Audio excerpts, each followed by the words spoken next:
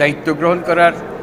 Doctor Mohammad Yunus বাংলাদেশের অন্তর্বর্তীকালীন সরকারের প্রধান উপদেষ্টা হওয়ার পর বড় ধরনের রদবদল চলছে প্রায় সব পর্যায়ে। এর ধারাবাহিকতায় এবার প্রতিবেশী দেশ ভারতের রাষ্ট্রদূত সহ 5 রাষ্ট্রদূতকে প্রত্যাহার করছে দেশটির অন্তর্বর্তীকালীন সরকার। বৃহস্পতিবার বার্তা সংস্থা রয়টার্সের এক প্রতিবেদনে এ তথ্য উঠে আসে।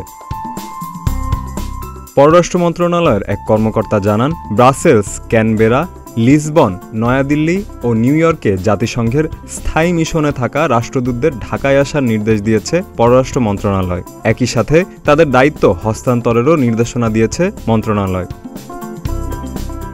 যে 5 কূটনীতিককে ঢাকায় ফিরতে বলা হয়েছে তাদের মধ্যে আছেন ভারতে বাংলাদেশের হাইকমিশনার মোহাম্মদ মোস্তাফিজুর রহমান, নিউ ইয়র্কে জাতিসংঘ সদর দপ্তরে বাংলাদেশের রাষ্ট্রদূত ও স্থায়ী প্রতিনিধি মোহাম্মদ আব্দুল মুহিত, বেলজিয়ামে বাংলাদেশের রাষ্ট্রদূত মাহবুব হাসান সালেহ, অস্ট্রেলিয়ায় বাংলাদেশের হাইকমিশনার এম আল্লামা সিদ্দিকী ও পর্তুগালে বাংলাদেশের রাষ্ট্রদূত রেজিনা আহমেদ। 2022 সালে ভারতীয় হাইকমিশনার হিসেবে নিয়োগ দেওয়া হয় মোস্তাফিজুর রহমানকে। এর আগে জেনেভায় জাতিসংঘে বাংলাদেশের স্থায়ী প্রতিনিধি ছিলেন তিনি। এছাড়া সুইজারল্যান্ডে রাষ্ট্রদূত এবং সিঙ্গাপুরে হাইকমিশনার হিসেবেও দায়িত্ব পালন করেছেন মোস্তাফিজুর রহমান। মোহাম্মদ আব্দুল মুহিত নিউ ইয়র্কে জাতিসংঘে বাংলাদেশের স্থায়ী প্রতিনিধি হিসেবে যোগ দেন 2022 সালে।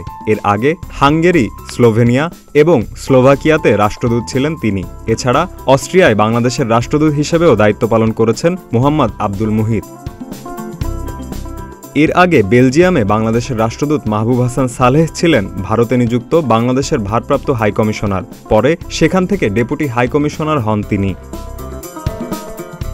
অস্ট্রেলিয়ায় বাংলাদেশের হাইকমিশনার হওয়ার আগে ডেনমার্ক ও তুরস্কে রাষ্ট্রদূত ছিলেন এম আল্লামা সিদ্দিকী।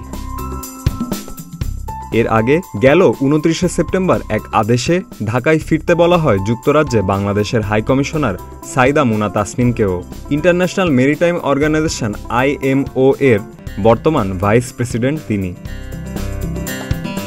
ডেস্ক রিপোর্ট, প্রতিদিনের বাংলাদেশ।